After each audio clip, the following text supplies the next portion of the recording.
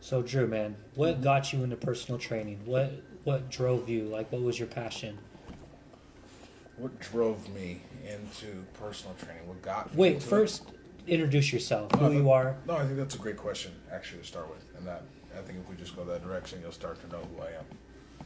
But as far as training itself goes, I think I'll say this about everybody who I meet in my life and the time that I've spent. People have things that they seem to be driven towards, right?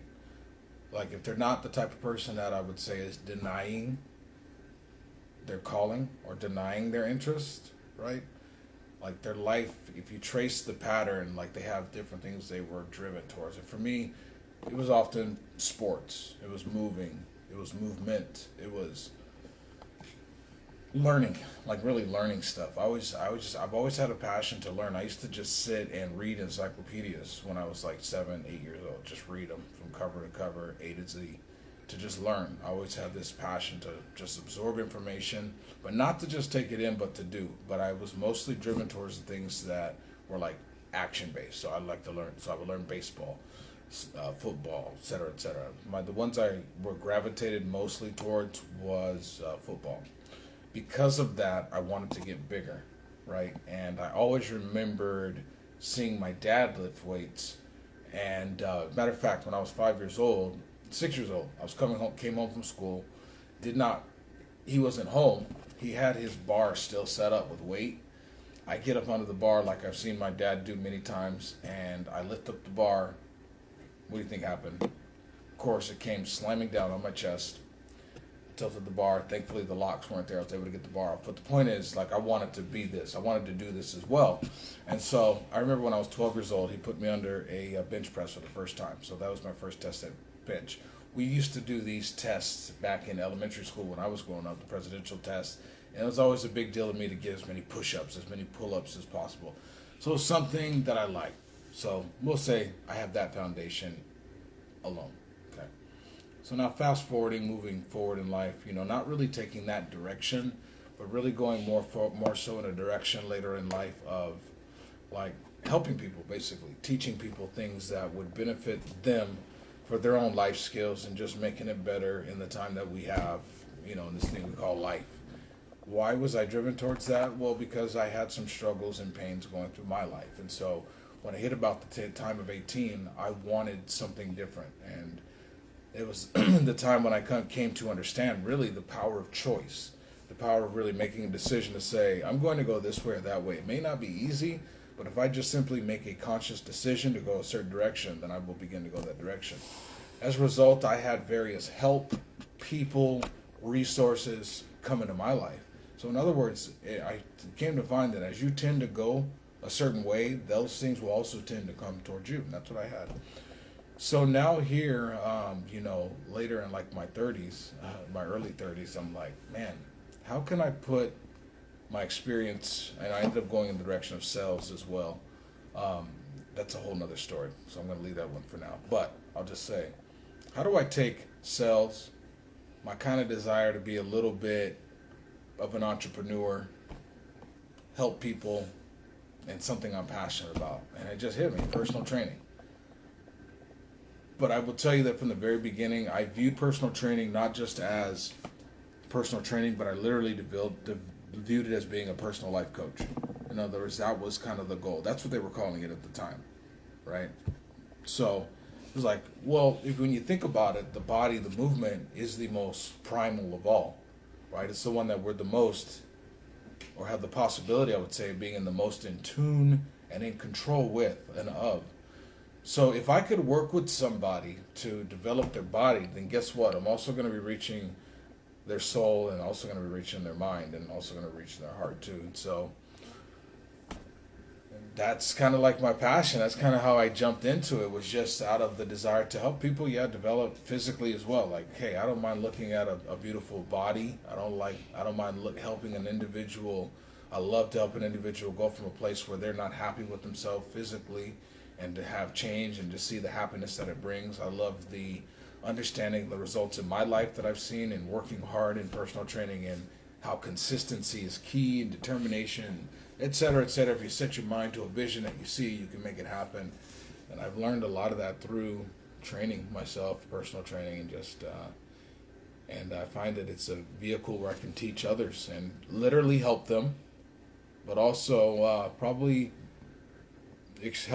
probably experience a little bit of growth and happiness together, mentally, spiritually, physically, et cetera, as well for their life. Because I just find that people tend to become more happy and more directed, and they tend to take these kind of lessons of training and working on themselves in the gym to their everyday life. And so that's why I got involved, and that's why I love it. Okay. So, tell me, Drew, if you were going to give advice on how to start a business, what would you do for personal training? So coming from the place that I'm at right now, it would be what I learned many years ago from Anthony Robbins. And that is this. Seek out somebody who's already done it and been successful. I have not yet. So that would be my answer. Okay. Right now I'm honestly in the early phases of being a trainer. And what I mean, like, I've been blessed because of my past experience leading organizations to be a personal training director relatively soon. But the reality is, that position has given me the ability to understand the business of personal training, the selling, if you will, of personal training. And so that itself is one layer. But to actually run and create a business, a profitable business of personal training, to me, that's another level. One which I could take the road of just simply jumping out there, and I've dabbled in that a little bit. But ultimately, if I were to give advice from the seat that I'm at right now, it would be the lesson that I've learned from Anthony Robbins and that I'm taking myself. And that is to seek out somebody who has done it already and learn from them. That's great advice. Yeah. That's something I've always tried to do too. Find somebody who's been there. Yeah. Learn from them, because they're going to teach you how to get there, because they've done it before. Absolutely. It's the way to go. I mean, it really it shortens the learning curve. Honestly, I'm thankful for the people that have already put in the hard work and the effort. And I'm sure there's something in my life where I'm putting in the hard work and effort now that somebody else is going to benefit from down the road. But yeah, it's definitely the way to go. Yeah. So what can you do to be a better trainer, a better entrepreneur, and a better leader? Personally, a better trainer, entrepreneur, leader. That's a great question. Better trainer. For me, live it. And I would say, if I were to begin to hone in, to greater and more detail, it'd be like, okay, there are things that I could tighten up, that I could live a little bit more smooth, if I'm going to teach and train others. That's kind of the way that I always seek to be the best trainer. I think I'm doing a pretty solid job of it, but I would say if there's any area to look at and to examine, it would be that. I'm a firm believer in living, what you're going to teach. And so that would be it, to live it even more. For me, it would be tightening up my nutrition, tightening up maybe my regimen, not in the regimen that I do, but more so in the scheduling of my regimen. Those would be the areas. And the reason why, if I'm doing that and I'm mastering that, then guess what? I can help another individual to master that for their lives as well. And so those would be the areas I would say that I can do to be a better trainer. I would say, in general, to become a better trainer is be a learner just as much as you are a teacher. It's tempting to want to exert some authority and some power and some, power of the knowledge that you have, and to show that, because you want to sell yourself. But to become a great trainer, you have to be a great listener as well, and to be a great learner, be a never-ending student, be a great trainer by always finding deep within yourself somehow some sort of reservoir to be passionate about what you do, because ultimately that's the job that you've chosen, to help others get excited about something that they're not so excited about. And so that's another way to be a great one. Don't be a mundane one who just sits there and counts reps. Let people see the difference and the value that you bring, when you stand next to them, and really coach them to greatness. So those would be some things. As an entrepreneur, I would say for me, it's take risks. Don't stop taking calculated risks. Never stop moving forward. Maybe one day I make 5 steps. Maybe another day I'm only able to take a half step. But as an entrepreneur, never stop. And I'd rather meet the grave knowing that I was working endlessly towards a goal than to meet a grave knowing that I had endless potential that I never even gave a shot. You know what I mean? So for me, that's that would be the biggest thing. Just continue to take those risks and continue to be excited about the process. And I say that I'm speaking from the place that I'm at. Because I'm definitely still in a place of having many victories and milestones, but in a lot of place of growth as well. And so, yeah, just staying in love with the process as an entrepreneur while taking those risks. Going to go back to being a learner again and learning from those other entrepreneurs who have themselves been successful, and they'll be the first ones to tell you about the painstaking years of sticking it out and learning and going through their own processes, but yet holding, this vision and holding true to it as well. And the last one you said, as a leader, and as a leader, I believe a leader should, for me, I'm going to say exemplify as well as inspire other people. To me, that's what a leader really does. A leader doesn't really tell people what to do, but a leader has a way of getting people to do things, and inspire people to do stuff. And I would say that would be the thing, is to, to be true to that. I would say to be true to that. Yeah. I would, and I don't know why, but it goes back to what I said at the beginning, Austin, is that I think we have different things that we're just driven towards in life, or some people would say called, but others would say it's like a never-ending choice that you kind of made and it's just become you. For me, it's inspiring. And I think a lot of that just comes from the fact that, so many others have inspired me. So why not? And I love it. So, who inspired you? What people inspired you in your life? Specifically, so number one, you talk about family. Obviously, my grandfather, huge inspiration to me. But beyond that, moving further to like calculated information on becoming great or being greater, one of them would be, I'll just say a source in the Bible. A great source of inspiration for my life. Tony Robbins, he helped me to begin to understand that you can tackle things in a process. And he helped me to begin to understand, like, even if you have no resources, you do have resources, and that resource is you, and taking massive action. And Les Brown is another one.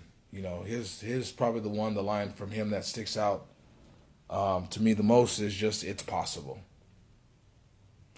Like, don't even say for sure that I can or I will or whatever, but it's possible.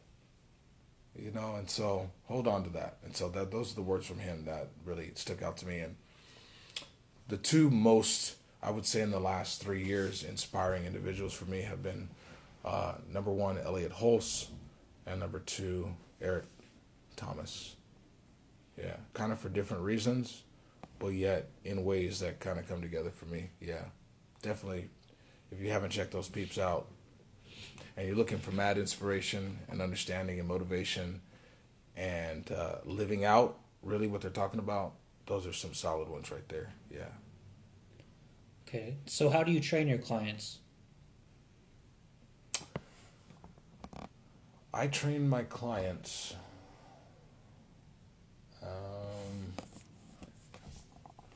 What do you mean by that? What's your philosophy? My philosophy behind behind training it? your clients? Yeah. Okay. Yeah, I hear you. So for me, it's a big like understanding who they are, where they're coming from, what their goals are, and where they would like to go is huge for me. It's also huge for me to understand like, do they even know where they're at? Whether good, whether bad, whether somewhere in between, do they even know? Are they even aware? And so I like to start to try to bring that awareness to them, just to where they are, where they could be, where their potential is. If they have a goal, like really seeing what is the process of making that happen. Beyond that, once I understand their goal, that's going to determine the process more so than the philosophy. The philosophy itself is going to be one of consistency mostly. Going to be one of helping people to understand like motivation gets you going, consistency gets you there. Helping people to understand that you're probably going to need some accountability to get there. Like if you're not the type of person that has taken it upon yourself to make this happen at this point, you just happen to be an individual who would benefit most from having accountability, towards the goal. So that's the thing, understanding them where they're at and then helping to inform them of these very solid things that can help them achieve a goal. As far as how I train a client in the gym, there's a lot of varying philosophies on the best approach to that. And so much of it depends on where they at. Are they an individual that's coming in, already with a high level of lean muscle and low body fat?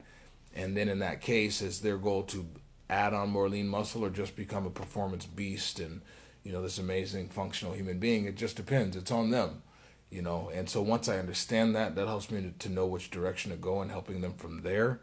And obviously, any of those who have studied those various, things will know that there's various modalities for that and various approaches to it. And so that's the thing. Are they coming in with a extremely high body fat percentage? Are they coming in at a place where functionality is depleting? And I'm talking about daily function of going up and down stairs, standing, bending, being stable on one leg, those types of things. And so to me, that base level of everyday function is prime above all things, because if you can't live 100% life, then, what is looking aesthetically pleasing? What is that? If you can't, live at your 100% going up and down stairs, etc. So knowing that as a trainer, that's what's going to be first in that scenario for that individual, is getting them at that solid conditioning of just everyday function that we should be able to have as humans, but some of us lose a hold of, by gaining too much of a body fat percentage, as well as not using the body in the way it's supposed to be, and utilizing resistance to maintain lean muscle and build lean muscle and mobility, etc. And so yeah, those would be my approaches. So you can see it's a very analytical, it's a very depends on the person approach, but yet there's kind of a whole idea behind it. Yeah. Great answer. So, a big topic nowadays is how do you train your core, specifically sports core for athletes. How would you train an athlete in their core section, get them more explosive and all that? That's an interesting one, because there's a lot of tools out there. And the thing about a tool is it can be very useful or it can be misused. Yeah, that's pretty basic right there, right? It can be misused. So I tend to be a let's put tools last type of person.